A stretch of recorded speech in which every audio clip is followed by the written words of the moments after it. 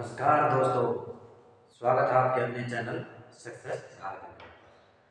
तो दोस्तों, आज भी हम आपके लिए एक नई वीडियो लेके आए हैं। इंग्लिश का जो हमारा टॉपिक है, जो हमने स्टार्ट किया हुआ है टेंस का, तो उससे रिलेटेड हम एक आज फिर नया टॉपिक लेके आए हैं, अगला फ्यूचर इंडेफिनिट टेंस।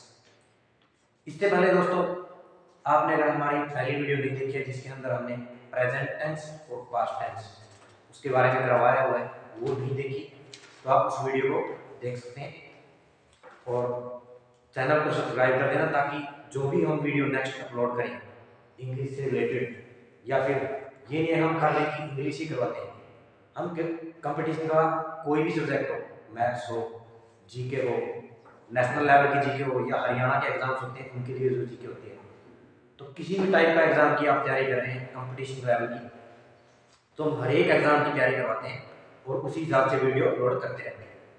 तो अभी हमने इंग्लिश की सीरीज चलाई हुई है, तो उसमें हमारा जो ये टॉपिक है आज फ्यूचर इंडेफिनिट टेंस है। इससे पहले हमने प्रेजेंट टेंस और पास्ट टेंस हम करवा चुके हैं। तो ठीक है दोस्तों, वीडियो को शुरू करते हैं। तो सबसे पहले future indefinite tense, future tense का हम यूज कहाँ करते हैं दोस्तों? हमने प्रेजेंट का यूज किया है, पास्ट का यूज किया है। प्रेजेंट में हम जो वर्तमान में कार्य करते हैं उसका यूज वो मैं बता चुका हूँ। पास्ट में जो भूतकाल में यूज होता है, जो काम बीत चुका है टाइम, उसमें यूज करते हैं। और फ्यूचर में कहाँ करेंगे? फ्यूचर में फ्यूचर टेंस का यूज होगा। कैसे? मान लिया हम अगले सप्ताह कुछ काम कर रहे हैं, नेक्स्ट डे हम कुछ काम करेंगे, अगले दिन कुछ भी प्लानिंग करने की सोच रहे हैं, कोई काम करना है, कोई मैच खेलना है, या फिर कोई एग्जाम देना है अगले सप्ताह या आने वाले कुछ दिनों में, या अगले मंथ हम कहीं विजिट करने की सोच रहे हैं, कहीं टूरिस्ट प्लेस पे जाने की सोच रहे हैं अगले मंथ, तो उस केस में हम यूज करेंगे फ्यूचर टेंस का। तो ये थोड़ा मैंने ओवरव्यू आपको बताया कि फ्यूचर टेंस का यूज हम कहाँ करेंगे, यानी आने वाले दिनों में हम फ्यूचर में, आने वाले दिनों में भविष्य में हम किसी चीज की प्लानिंग कर रहे हैं, उसमें किसका यूज होगा? Future indefinite tense. तो थोड़ा बेसिक स्ट्रक्चर वगैरह और एग्जांपल वगैरह इसके मैं बता देता हूँ, फिर हम क्वेश्चन करेंगे, क्योंकि आपके कंपटीशन में तो एग्जाम्स के अंदर तो देखो क्वेश्चन ही आ गया, वहाँ ये नहीं है कि आपसे कोई ये पूछने लग जाएगा कि स्ट्रक्चर क्या है और एग्जांपल, वहाँ आपके क्वेश्चन ही आने हैं। और क्वेश्चन कैसे बनेंगे टेंस से? या तो वो कॉमन एरर के फॉर्म में आएंगे, या फिर फिल इन द ब्लैंक्स के फॉर्म में आपको एक वर्ड दे दिया जाएगा और वो सेंटेंस में फिल करना है। या फिर तीसरा वे क्या हो सकता है क्वेश्चन टेंस से आने का?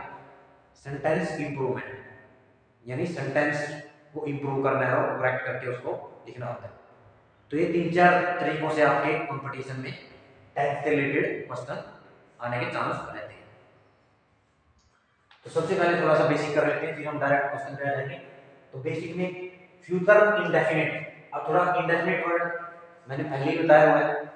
डेफिनेट होता है निश्चित और इनडेफिनेट अनिश्चित, यानी निश्चित नहीं है वो कि फ्यूचर में मैं उस दिन प्रॉपर की उस फिक्स टाइम पे ही जाऊंगा, हो सकता है मंडे को, आने वाले मंडे को सुबह जाऊं या शाम को जाऊं, तो ठीक है। तो इसलिए इनडेफिनेट अनिश्चित होता है इनडेफिनेट।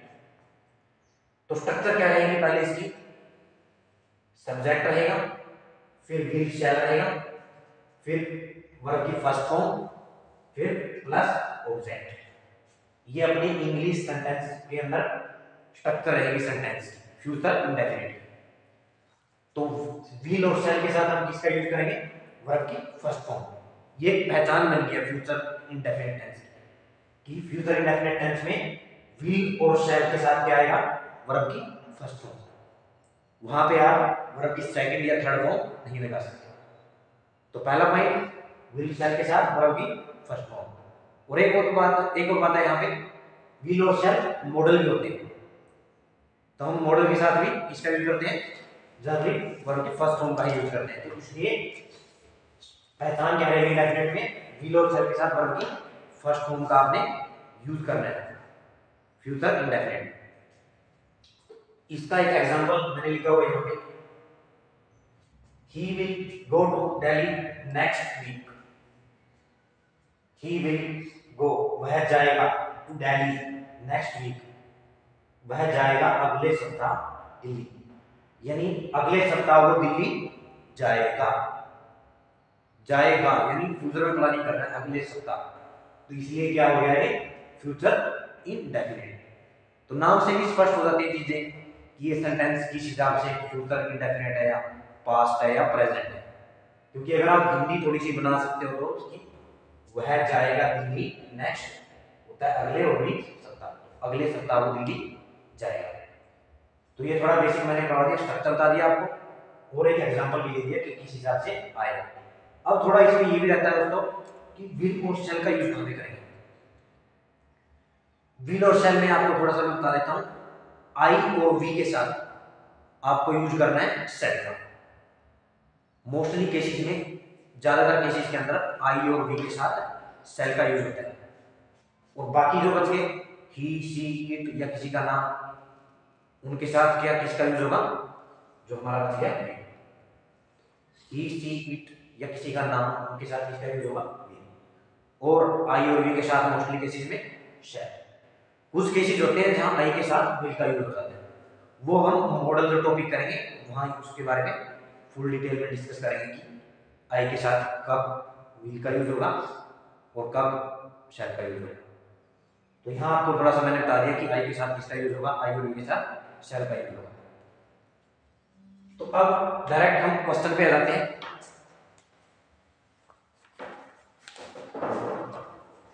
तो ये मैंने एक पेपर लेके आया हूं, मेरे पास ये पेपर है, तो इसमें से मैंने क्वेश्चन उठाया है पहला, और ये एरर है यहाँ पे, कॉमन एरर। तो इसमें क्या है, इसमें एक क्वेश्चन कॉमन एरर के फॉर्म में आया हुआ है, एसएससी का ये पेपर है। इसके अंदर पहला ए पार्ट में इफ ही, बी में वर्कड हार्ड, सी में ही विल और डी में no error. If he worked hard he will pass और डी से ले दिया नो एरर। इसमें आपको क्या देखना है, जहां इस टाइप के सेंटेंसेस होते हैं आगे क्या दिया हुआ है, he will work he will पास, आगे क्या दिया हुआ है ही विल पास। आगे इसमें इफ वाले क्लोज में इसने दिया हुआ है वर्क हार्ड, यानी सेकंड फॉर्म देखिए, और आगे इसका यूज कर रहा है ही विल पास, आगे फ्यूचर इंडेफिनिट का, क्योंकि विल प्लस वर्ब की first form future indefinite. If वाले क्लोज में ये इफ क्लोज है यहां तक, तो इसमें किसका यूज कर रहा है ये सेकंड फॉर्म, और आगे यूज कर रहा है फ्यूचर इंडेफिनिट। तो ऐसे नहीं होता दोस्तों, कॉमन एरर निकल के आ गया आगे, ठीक है, बिल्कुल आप बी पे करेक्ट टिक कर देना है यहाँ, ये हमारा कॉमन एरर है। तो एरर क्या है यहाँ पे, क्या आएगा, वर्क की जगह पे क्या आएगा वर्क्स, वर्क्स, वर्क्स, ये एरर निकल के आता है। तो यहाँ पे if he works hard he will पास, ये बिल्कुल करेक्ट सेंटेंस हो जाएगा। अगर वह मेहनत करता है तो वह पास हो जाएगा, ये इसकी हिंदी बन जाएगी। अगर वह मेहनत करता है वह पास हो जाएगा। तो इस हिसाब से आप थोड़ा हिंदी बना के भी इसको देख सकते हैं। और ये जो एरर निकला है इसमें कैसे निकला, ये इसका यूज हो गया यहाँ पे वर्ब की फर्स्ट फॉर्म के साथ, फर्स्ट फॉर्म का इफ वाले, और आगे किसका यूज है फ्यूचर इंडेफिनिट। तो पूरे सेंटेंस में आपने किसका यूज करना है, वर्ब की फर्स्ट फॉर्म का यूज करना है। और दोस्तों जो यहाँ पे आप हिंदी बना के देख सकते हैं, एरर निकाल सकते हैं, या ये जो एरर है एकदम से निकालना, ये आपके प्रैक्टिस से नहीं है। ऐसा नहीं है कि आपने अभी भी शुरू किया नया नया ये एरर ढूंढने और टेंस का टॉपिक, तो एकदम से आपको नहीं आएंगे। अगर आपसे इतने जल्दी नहीं बन पा रहे हैं तो आप प्रैक्टिस करिए, देखिए जो हम वीडियो अपलोड करते हैं उसको देखिए, और इंग्लिश इंप्रूव करने की मैंने एक अलग से वीडियो बना रखी है कि कैसे हम इंग्लिश को इंप्रूव कर सकते हैं, 5-6 महीने के अंदर अच्छे लेवल की इंग्लिश कर सकते हैं, तो उस वीडियो को आप देख सकते हैं। तो ठीक है दोस्तों, ये हमारा एरर फर्स्ट क्वेश्चन में निकल के आ गया। अब हमारा दूसरा क्वेश्चन है, दूसरा क्वेश्चन फिर मैंने इसी पेपर से उठाया, और इसमें ये क्या बता रहा है, आई डैश ब्रैकेट में दे रखा है इसने go to Shimla next week, यानी कुछ कुछ हमें पता लग जाता है अगर थोड़ी थोड़ी हिंदी बनाए क्यों कि अगले सप्ताह वो शिमला जाने की प्लानिंग कर रहा है। अब यहाँ पे दोस्तों आपने देखना है सेंटेंस के लास्ट में आगे में जाके क्या है, नेक्स्ट वीक, यानी अगले सप्ताह। ये मैंने शुरू में बताया था जब ये फ्यूचर का अभी टॉपिक स्टार्ट किया था क्या, कि जहां पर अगले सप्ताह या अगले मंडे, अगले संडे या अगले मंथ, जहां पर हम इस टाइप की सेंटेंस का यूज करते हैं, इस टाइप की बातें करते हैं कि अगले मंथ, अगले संडे, जहां ऐसी बातें यूज करते हैं तो वहां किसका यूज होगा, फ्यूचर इंडेफिनिट, वहां पे आपका फ्यूचर इंडेफिनिट का यूज होगा। तो हिंदी क्या बन जाएगी, अगले सप्ताह शिमला जाएगा, तो क्या आ जाएगा, आई के साथ यहाँ पे आई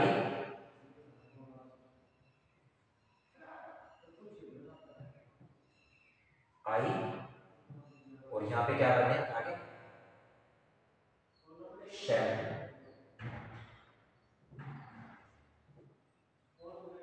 शैल और ये गो, आई शैल, तो ये आ जाएगा I shall go to Shimla next week, तो मैं अगले सप्ताह शिमला जाऊंगा, तो I shall go to Shimla next week. तो ये दोस्तों मैंने फ्यूचर इंडेफिनिट के आपको दो क्वेश्चन भी निकाल के दिखाए हैं यहाँ पे जो पेपर में आए हुए थे एसएससी के अंदर, और इसका बेसिक भी मैंने आपको बता दिया। अब दोस्तों हमारा फ्यूचर इंडेफिनिट के बाद हमारा नेक्स्ट होता है फ्यूचर कंटीन्यूअस टेंस। अब यहाँ पे दोस्तों फिर इस वर्ड का मतलब क्या है, कंटीन्यूअस, कंटीन्यूअस यानी लगातार, लगातार वो काम चल रहा होगा, क्योंकि फ्यूचर है तो चल रहा होगा, तो लगातार वो काम जारी होगा, जारी रहेगा फ्यूचर के अंदर, भविष्य में, आने वाले दिनों में, आने वाले सप्ताह में, तो वो काम जारी रहेगा, तो इसलिए ये कंटीन्यूअस टेंस है। और इसकी स्ट्रक्चर देखें थोड़ा बेसिक, तो क्या है, subject plus will shall plus be plus V1 verb की first form plus ING plus object. तो फिर इसमें किसका यूज करेंगे हम, जहां कंटीन्यूअस काम जारी रहेगा, तो हमें पता लग जाएगा कि काम 10 दिन के बाद जारी रहेगा, तो पता लग जाएगा कि फ्यूचर कंटीन्यूअस टेंस है। और किसका यूज करेंगे हम, करेंगे वहां पे वर्ब की फर्स्ट फॉर्म प्लस आईएनजी, तो फ्यूचर इंडेफिनिट और फ्यूचर कंटीन्यूअस दोनों के अंदर वर्ब की फर्स्ट फॉर्म का यूज, यहाँ पे कंटीन्यूअस में वर्ब की फर्स्ट फॉर्म प्लस आईएनजी भी आपका आ जाएगा। तीनों टाइप के टेंस के अंदर दोस्तों, प्रेजेंट कंटीन्यूअस में भी ING V1 plus ING, past में भी V1 प्लस आईएनजी, और फ्यूचर में भी कंटीन्यूअस में भी यहाँ पे V1 प्लस आईएनजी। तो थोड़ा थोड़ा टेंसेस को, तीनों पार्ट को रिलेट करके भी देख सकते हैं कि कैसे तीनों के अंदर, इंडेफिनिट में तीनों में क्या है, कंटीन्यूअस में V1 प्लस आईएनजी, तीनों में, तीनों टेंसेस के अंदर, तीनों टाइप ऑफ टेंसेस के अंदर V1 प्लस आईएनजी है, तो यहाँ पर भी कंटीन्यूअस यूज हो जाएगा। अब इसका एग्जांपल कर लेते हैं, he will be writing a story at this time next week, यानी नेक्स्ट वीक की बात कर रहा हूं, नेक्स्ट वीक, और साथ में will भी लगा दिया इसने, तो वह एक कहानी लिख रहा होगा, वह एक कहानी लिख रहा होगा इस समय नेक्स्ट वीक, अगले सप्ताह, तो विल बी प्लस ये वर्ब की फर्स्ट फॉर्म और आईएनजी का यूज हो गया, राइट वर्ब की फर्स्ट फॉर्म और आईएनजी, वह अगले सप्ताह इस समय एक कहानी लिख रहा होगा, तो ऐसे आपने हिंदी भी साथ में बना के देखी। अब मैं इसके डायरेक्ट क्वेश्चन पे जाता हूं। क्वेश्चन फिर एक दो कॉमन एरर निकले इसके यहाँ पे, ए में फर्स्ट क्वेश्चन में देखो, she shall write a letter at this time next week. अभी आपने ये पहचान करनी है, नेक्स्ट वीक, लास्ट में क्या है, नेक्स्ट वीक, यानी तो बिल्कुल ठीक है, अगले सप्ताह, लेकिन नेक्स्ट वीक दोस्तों हमने फ्यूचर इंडेफिनिट टेंस के अंदर भी किया था एक एरर, जहां पे क्या लिखा हुआ था कि नेक्स्ट वीक, अगले सप्ताह। तो दोनों में अब कौन सा सही रहेगा? अब आपने देखना है, कुछ और वर्ड की पहचान करनी है यहाँ पे, जहां पे नेक्स्ट वीक के साथ आपको मिल जाए at this time. Next week के साथ जहां पे आपको मिल जाए एट दिस टाइम, यानी इस समय, अगले सप्ताह, जहां पे ये दो शब्द आपको कंबाइन करके मिले, at this time, next week, वहां पे आपको क्या लगाना है? फ्यूचर कंटिन्यूस का यूज करना है।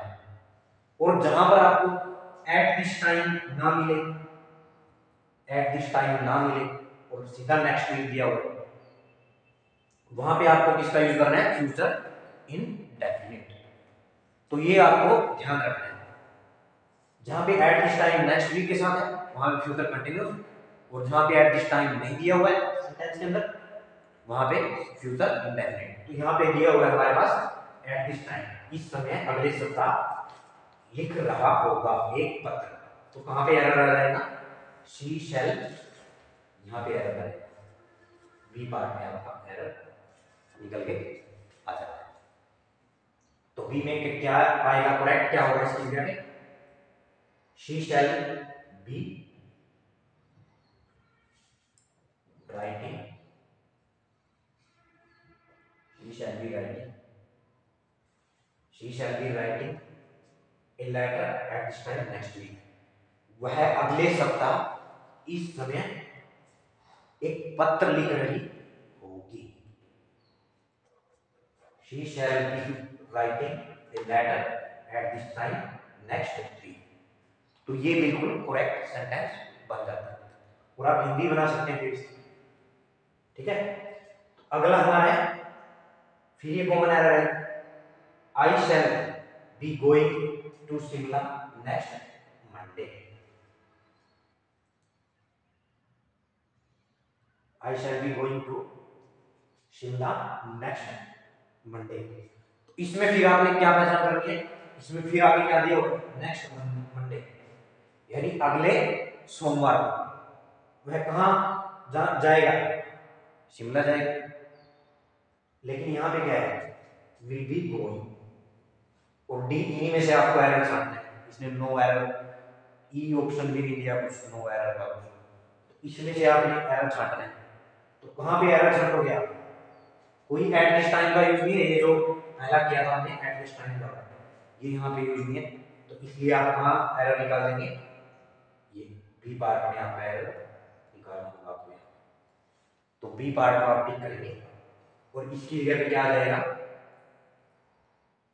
I shall go, I shall go.